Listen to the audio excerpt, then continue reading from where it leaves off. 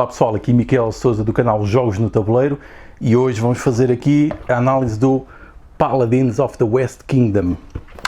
Um jogo que eu joguei, mas na primeira fiquei um pouco de pé atrás, não me pareceu, foi bom, mas não me pareceu nada de especial, mas depois tive muita vontade de voltar a jogar. Por isso vamos ver como é que se joga e voltamos aqui depois para falar.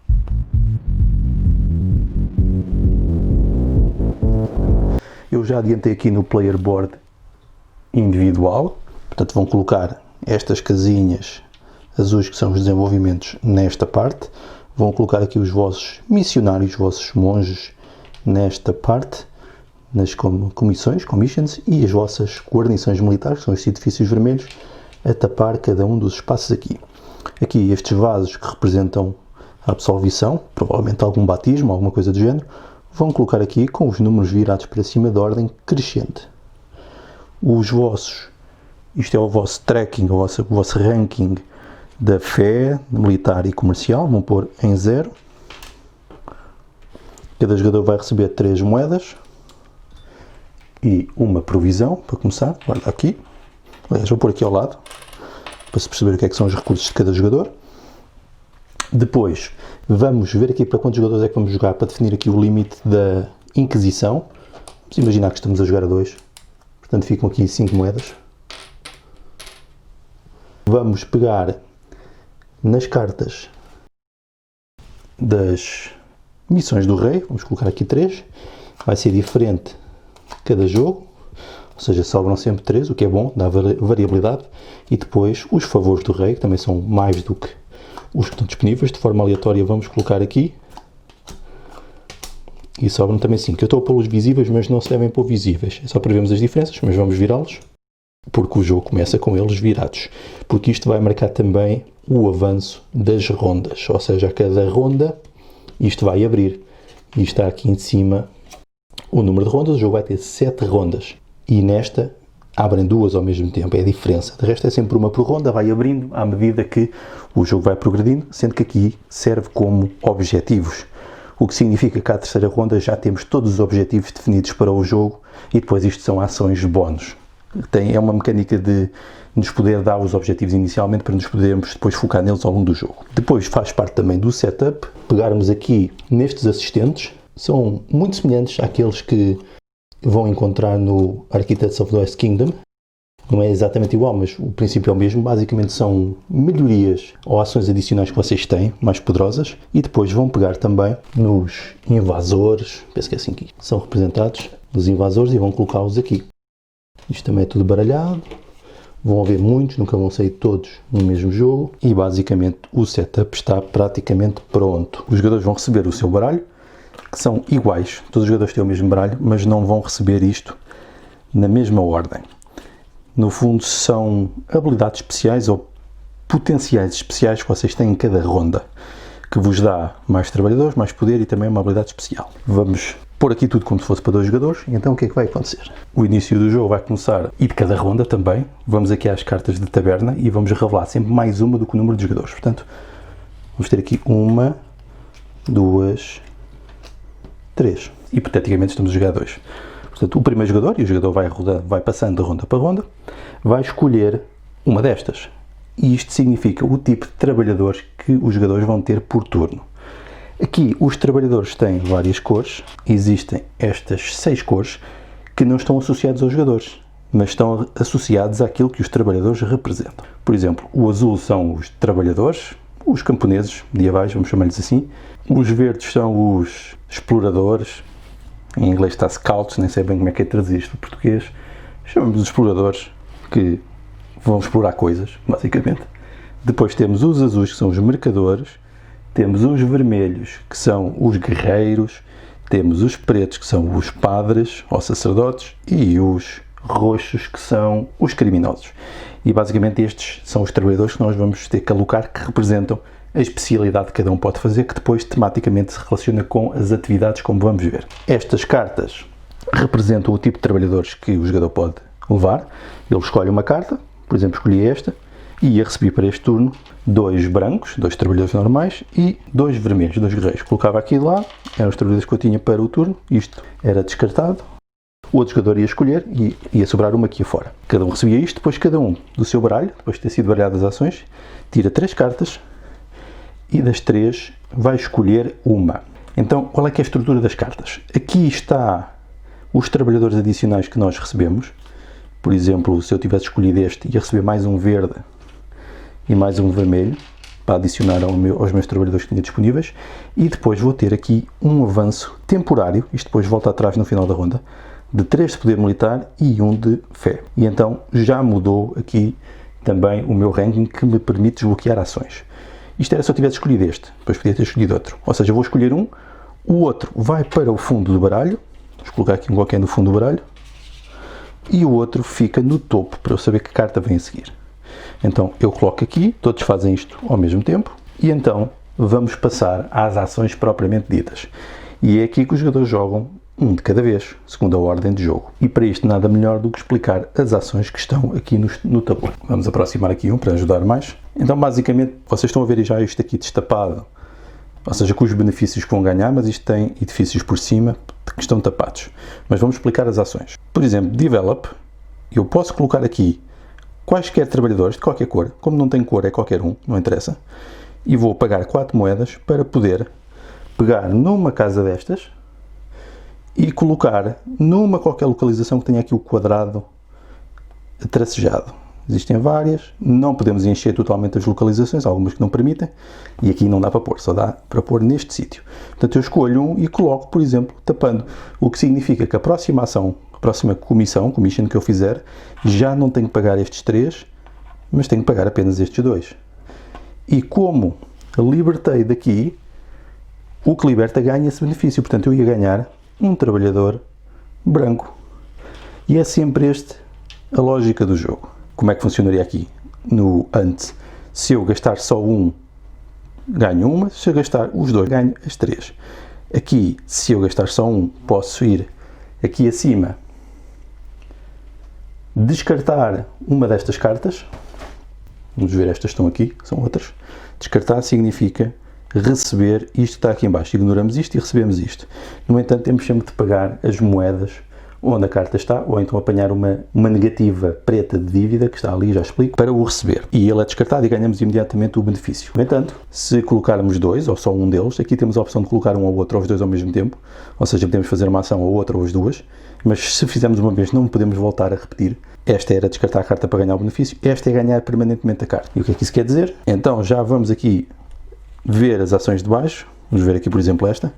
Se eu tivesse comprado este para ficar meu ajudante, ficava aqui no meu tabuleiro, podia pôr aqui do lado, por exemplo, e a partir de agora, depois ganhava instantaneamente aquilo, que era livrar-me de um criminoso, uma carta de criminoso, mas sempre que eu for fazer a ação da absolvição, vou ganhar uma moeda dali do Banco da Inquisição. Portanto, existem muitos. Basicamente, isto é maneiras de ganharmos benefícios adicionais quando fazemos várias ações. Pode ser moedas, pode ser trabalhadores, pode ser dinheiro, pode ser muita coisa, ok? E existem muitos, estão sempre a ser renovados. O conspiração, colocamos aqui qualquer trabalhador e trocamos por um criminoso. E como é que funcionam os criminosos? Vamos aqui, buscar uma destas cartas, não sabemos, e colocamos aqui de lado. Temos um criminoso. Mas, por exemplo, há deles aqui que têm moedas. Não é o caso. Por exemplo, este, se eu tivesse tirado um destes, ia retirar moedas daqui. Não é do Banco Geral, é mesmo dali, que é a zona da Inquisição, e ganhava moeda.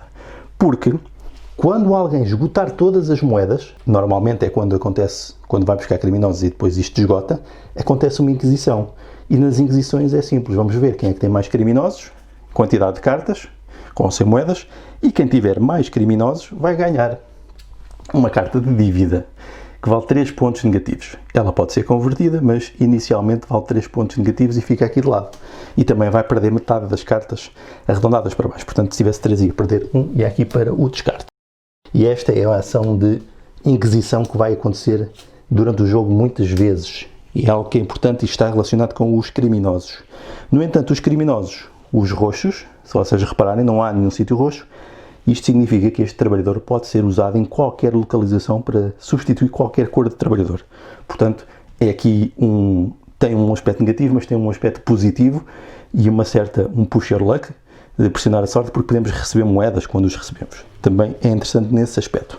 Depois temos aqui o trade, E o antes é a mesma lógica. Se colocarmos um, recebemos uma, mas se juntarmos os dois, recebemos as 3 de provisões de comida, ou neste caso as 3 moedas, associado ao tema dos trabalhadores. Lá está o explorador e o comerciante. O explorador dá, por exemplo, caça, comida, e o comerciante dá dinheiro. A outra ação deste lado ainda é o rezar. Consiste em usar um padre, colocar uma preta aqui, gastar 2 moedas e permite desbloquear qualquer localização. Ou seja, pegar nos trabalhadores que estão lá e retirar, o que permite libertar para repetir as ações. Porque a partir do momento em que elas estão tapadas com trabalhadores, elas não podem ser feitas novamente. Passemos então para este lado. Comissão. Está aqui, comissão. Basicamente é colocar os trabalhadores. Era um verde, um de qualquer cor e o preto, se o tivéssemos, ou um criminoso, se quiséssemos substituir. E vamos então poder pegar numa destas coisas, que é um missionário, para enviar para explorar o mundo ou o território envolvente. Vamos ver o nível de fé. Eu tinha nível de fé de 1. Estão a ver? Isto está dividido por colunas. Ou seja, posso ir aqui. Já não posso ir aqui porque tem 2. Teria de subir primeiro a minha fé para poder vir aqui. Mas posso ir a estes porque está livre. Como estamos a jogar a 2 jogadores, estas localizações não estão disponíveis, mas estão estas. E eu podia escolher uma delas. Por exemplo, colocava aqui e ia receber 2 moedas do Banco Geral. Se vocês virem as moedas vermelhas, são as que recebemos da Inquisição, as normais são as que recebemos do Banco Geral. Ia receber moedas, no entanto, também podia colocar aqui, que me permitia ir comprar um destes ajudantes, colocá-lo em jogo e não pagar. É a diferença entre o mais para ter o ajudante ou o X, que é descartá-lo para receber o benefício. Portanto, mas enquanto eu fazia isto, libertei este espaço, que tem aqui um estandarte azul, que permite que posso avançar do ponto de vista comercial. Isto tematicamente tem razão. Por exemplo, fazemos missões religiosas e depois desbloqueamos comércio. Tem lógica. Temática. Aqui é a mesma coisa, no Garrison. Colocamos também aqui os trabalhadores. Seria um vermelho, um de qualquer cor, podia ser outro vermelho, se tivéssemos, e um azul, por exemplo. E então ia ser a mesma lógica. Sendo que aqui tinha que pagar sempre uma provisão, de acordo com a quantidade que já teria colocado em jogo de missionários, que tematicamente faz sentido. Aqui o mesmo para as guarnições militares, também tem um custo de provisões associados. E era a mesma lógica, se vocês repararem, cada coluna tem um custo de fé e tem um custo militar. Portanto, é o custo militar, eu teria 3, portanto já conseguia ir a estas. Provavelmente já conseguiria ter mais benefícios, por exemplo, colocar aqui para receber um trabalhador verde.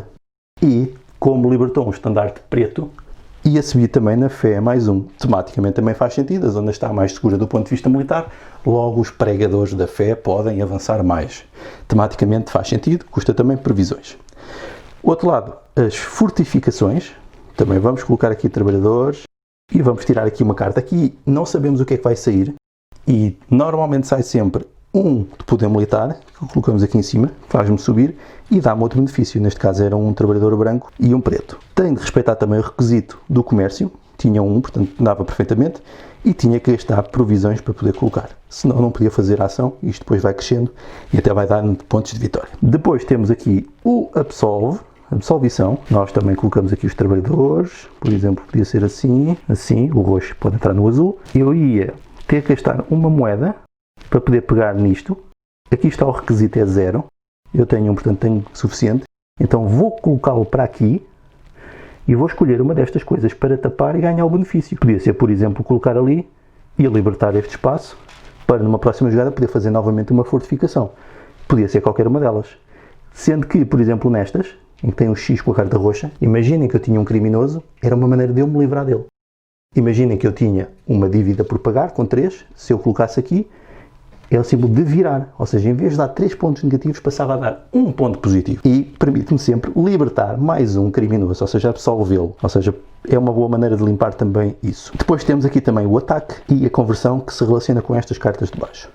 O ataque, vamos ver o nosso poder militar, eu teria neste momento 4, o que me permite, por exemplo, atacar este e este. Não permitia atacar este porque tem 5, no entanto ela permite gastar moedas para compensar. Se eu gastasse uma moeda com 5 de poder já podia ir até este, ou então gastando mais e aos outros. E aqui como é que funciona? Vamos ver aqui uma carta, ela tem aqui em cima o que está associado ao ataque, ou seja, se eu tiver o requisito de poder militar, eu vou poder atacar esta, vou descartá-la, ou colocá-la de lado no meu tabuleiro, porque ela pode ter um pontuador, e vou ganhar isto aqui, portanto ia ganhar um azul, e podia-me livrar de uma carta de dívida. Fazia sentido que fosse uma que me tivesse por pagar. E vou guardá-lo. No entanto, isto é na ação atacar, na ação converter é diferente. Na ação converter também vamos ver o requisito de fé que temos para cada uma das cartas e vamos ver, por exemplo, esta. Se eu tivesse 4 de fé, se isto estivesse aqui em cima, eu podia vir a esta que tem 4, então com 4 de fé eu vou ver o que está em baixo na carta. Ganhava imediatamente 1 de poder militar, ou seja, este invasor ou este estrangeiro foi convertido, portanto vai-me ajudar militarmente, faz sentido tematicamente, e vai-me passar a dar um pontuador. Ele vem aqui para baixo, ele fica aqui em baixo, não se vê muito bem, mas fica aqui, não custa nada ao primeiro, mas depois começa a custar moedas, ele fica em baixo e no final vai-me dar um pontuador. Isto é uma forma de ter pontuadores para o jogo, que neste caso vai-me dar um ponto por cada 4 de nível aqui na fé. Portanto, isto vai ficando também aqui para baixo e vão sendo pontuadores para o final do jogo. E basicamente estão explicadas todas as ações. Na ronda, esta carta tinha aberto, o que significa, depois iam abrindo, à medida que as rondas iam avançando, e temos aqui então objetivos. Isto são objetivos definidos pelo rei, tematicamente, que significa que neste caso ele queria pelo menos 5 missionários no território, 5 cartas derrotadas, atacadas, e 5 convertidas. Os jogadores que conseguirem fazer isto no final do jogo vão ganhar estes pontos de vitória. Independentemente de quem é o primeiro, não interessa, é mesmo no final que conta só. Depois, estas ações também vão abrindo. Vamos ver aqui algumas. Que normalmente são ações adicionais ou ações bónus, em que tem um requisito, normalmente é um trabalhador de uma cor especificada ou não, em que quando colocam um trabalhador vão receber o benefício em causa. E depois de alguém estar lá, mais ninguém pode colocar. Por exemplo, aqui ganhavam 2 criminosos, aqui livravam-se um criminoso e recebiam 2 moedas da lei da Inquisição, aqui ganhavam uma carta de dívida, mas ganhavam um trabalhador destas 3 cores, aqui ganhavam previsões de dinheiro, aqui viravam uma dívida, que representa 4 pontos de vitória, ou 2 criminosos. Portanto, e o jogo vai desencadeando desta forma, tem 7 rondas, vão rodando o jogador, vão sempre escolhendo uma carta destas, vão colocando aqui, o que significa que nunca vão repetir as cartas que jogaram, nunca vão repetir estas cartas que jogaram aqui, vai ser sempre diferente. E como estão sempre também a gerir isto, penso que no final conseguem passar por alguns dos que já descartaram no início. No final, então, vão contar os pontos, vão ver onde é que está os vossos marcadores, ganham os pontos que estão à frente, vão ver os pontos daquilo que foram libertando, está ali, para cada um deles, vão ver os pontuadores que vão ganhando com as conversões, vão vendo os pontos que têm da dívida, somam isto tudo e têm a pontuação final.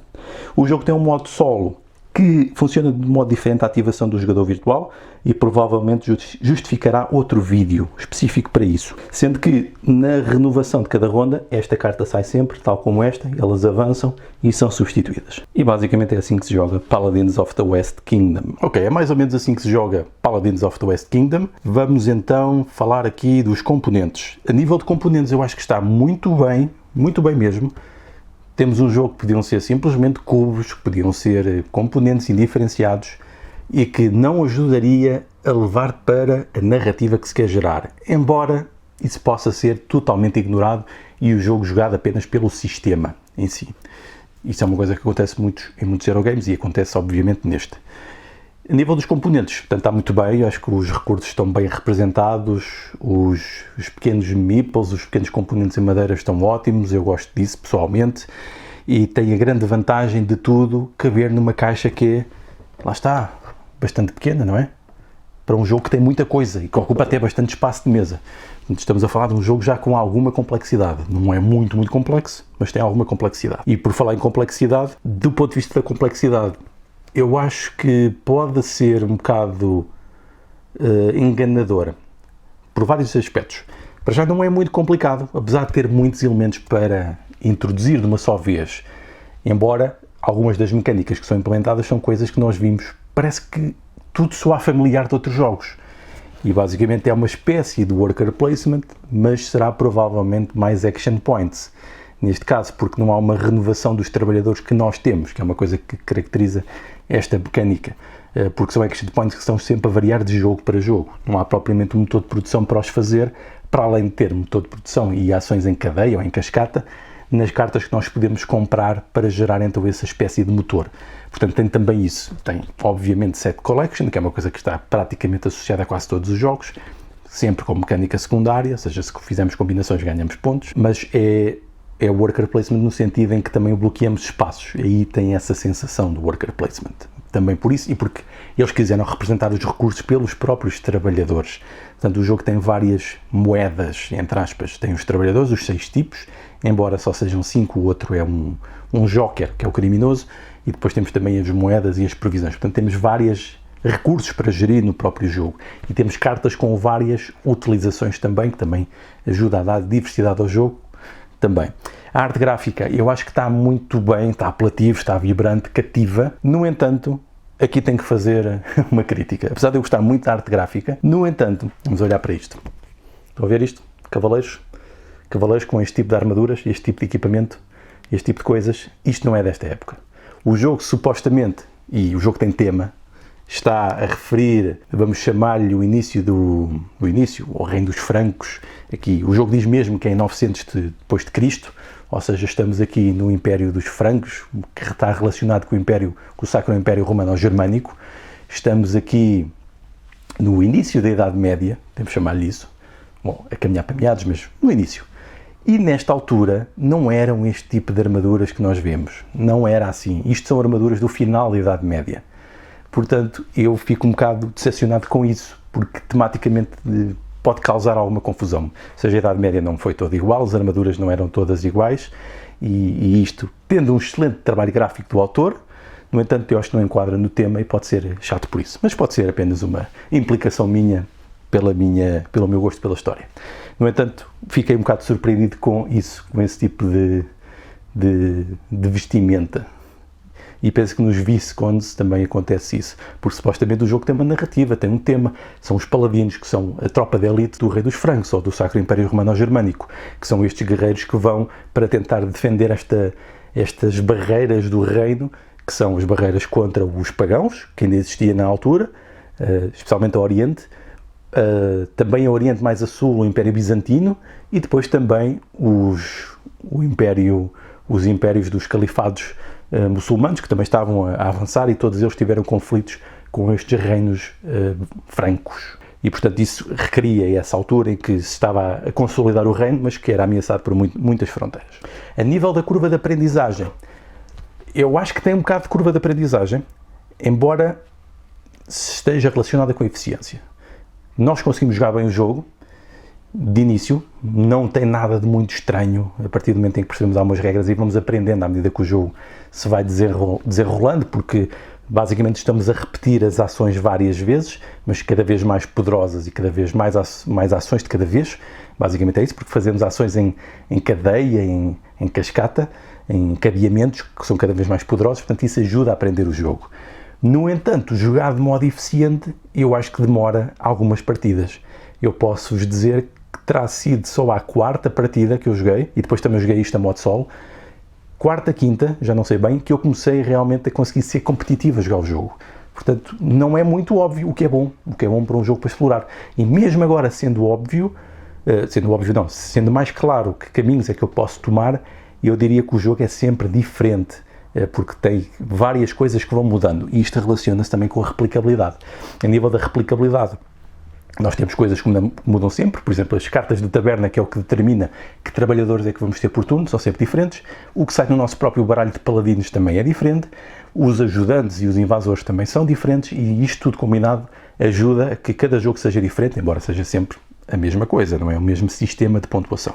Mas a própria pontuação também muda, mas o sistema no global é basicamente o mesmo. Portanto, eu diria que tem replicabilidade. Número de jogadores, joga bem a solo, joga bem, pode ser um bocado difícil entrar no modo como se ativa o jogador virtual. Eu tive dúvidas também com isso, tive que confirmar e testar, e joguei muito mal na primeira vez, mas depois entramos bem no jogo. Eu diria que é um excelente jogo para 1, para 2 e para 3. Até 3 ainda se joga, 4 acho que não faz qualquer sentido, porque o jogo tem pouca interação entre os jogadores, logo não vejo qual é o benefício de estar a jogar a 4 pessoas, a não ser que queiram estar os 4 por estarem em conjunto na atividade, não porque o jogo o exija. Portanto, eu diria que é um bom jogo para jogar de 1 a 3. A nível de inovação, não tem assim grande inovação nas mecânicas e no sistema que eu vos possa dizer. No entanto, eu diria que está tudo muito bem conjugado e que o resultado de várias coisas que nós vimos noutros jogos, funciona muito bem aqui. Dá-me sensação de vários jogos, por exemplo, dá-me uma sensação de Russian Railroads, pelas ações em cadeia, dá-me uma sensação de Orleans pela colocação das peças nos locais, embora depois não tenha nada dos outros elementos destes jogos, mas dá-me essa sensação à medida que estou a jogar os jogos. E até do próprio Architects consegue ter uma boa relação temática com o outro jogo, usando algumas dos mecânicas e mecanismos que o outro jogo também tem, especialmente os ajudantes, e o tipo de trabalhadores são os mesmos, portanto isso também acho que está bastante bem conseguido. Talvez seja inovadora esta forma como esta editora consegue criar estes conjuntos de 3 jogos que, sendo totalmente diferentes, têm coisas semelhantes. Isso talvez seja uma inovação e que nós já vimos na outra série do Raiders of the North Sea. Interação entre jogadores, também já falei, não é muita, e no geral eu acho que está aqui um bom jogo, médio, com complexidade e profundidade, que pode agradar a quem gosta de coisas um bocadinho mais profundas. O tema, voltando ao tema, pode parecer seco, mas eu acho que foi feito um esforço para que ele tenha coerência. E se vocês repararem, eu fui falando no tutorial, por exemplo, se vocês fazem uma ação de guarnição militar, vão libertar espaço, ou vão crescer no vosso ranking para poderem fazer conversão através da fé. Portanto, vão abrir espaço para os vossos pregadores. Se vocês pregarem num determinado território, vão abrir espaço provavelmente para os comerciantes, que já está a zona pacificada e podem comerciar, porque já existem relações de alguma cultura comum e comunicação. Portanto, estas coisas penso que têm uma boa relação. O facto das conversões poderem libertar os criminosos, o facto de caçar, dar recursos alimentares, de trocar, dar dinheiro, essas coisas todas, e os próprios desenvolvimentos que nos permitem colocar aqueles edifícios que permitem gastar menos recursos para ativar as ações, eu penso que isto está bem conjugado. E o próprio tema de virem os paladinos, que são estes guerreiros da elite, que têm poderes especiais que nos vêm ajudar em cada turno, também penso que está interessante. As muralhas não consigo, estão interessantes porque nos dão poder militar, mas depois o resto eu diria que é apenas para dar mais recursos.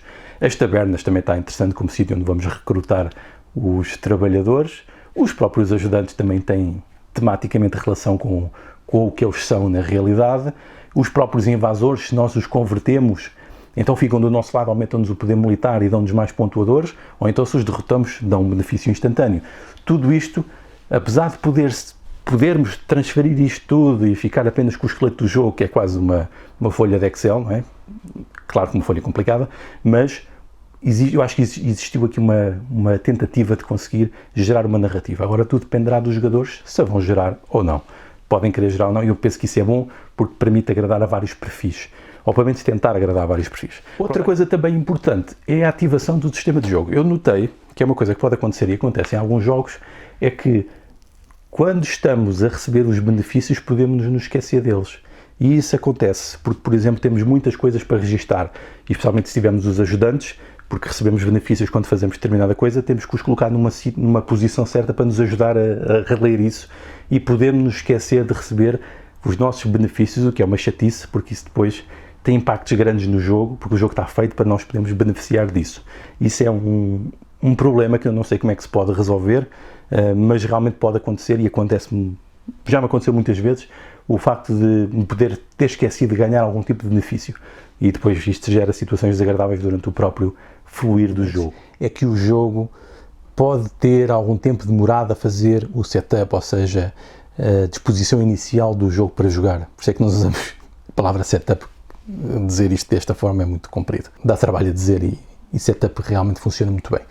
Portanto, tem muitos componentes que temos que colocar naquelas peças todas e, por exemplo, um abanão, aquilo pode cair tudo, pode-se destruir e depois é difícil manter a relação daquilo tudo que se ganhou, e isso às vezes até surge durante o jogo, mesmo tendo tudo no local, por exemplo, perceber que influência é que nós ganhamos ou não, porque sempre que sai um paladino nós temos que recuar para a nossa influência base, isso pode ser difícil de manter o controle de tudo o que temos, e demora algum tempo a fazer o setup e ocupa um espaço de mesa bastante considerável. Se vocês verem, tem uma caixa pequenina, parece que tem poucas coisas, mas aquilo está tudo cheio de componentes, e depois na mesa fica uma coisa realmente expandida. Vocês viram no vídeo que só tinha um tabuleiro individual, depois com as cartas de lado, aquilo ocupa realmente muito espaço se estiverem a jogar, por exemplo, a 4. Tive dúvidas de início quando joguei, mas agora não tenho dúvidas nenhumas. Acho que é um bom jogo para ter na minha ludoteca e um que eu recomendo.